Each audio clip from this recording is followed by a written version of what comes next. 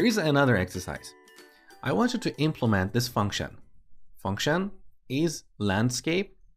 It takes two parameters, width and height of an image, and returns true if the image is landscape, which means width is greater than height. Otherwise, it returns false. Now, you may think this is similar to the exercise from the last lecture. In fact, it is, but I want you to do this exercise because I'm going to give you a simple and effective tip to write better code. So pause the video, do the exercise, and then come back, continue watching.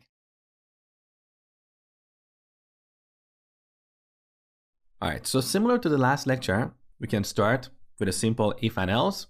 So if width is greater than height, we want to return true. Otherwise, we want to return false.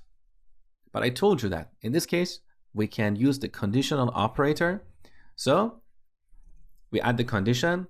If width is greater than height, we can return true. Otherwise, we'll return false.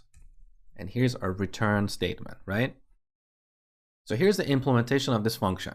However, code like this looks very amateurish. You don't want to return true or false explicitly. This is very ugly. Why? Well, let me show you. We can completely delete this part here and simply return the value of this expression. So if width is greater than height, this expression will be evaluated to true. So we'll simply return true.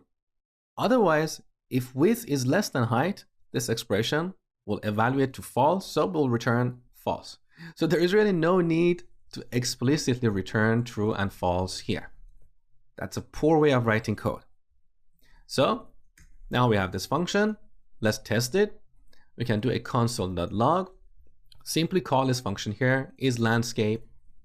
I'm going to pass these dimensions 800 by 600. So we expect true on the console.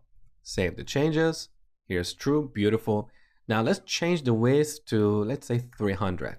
Now we have a vertical image. Save. So we get false.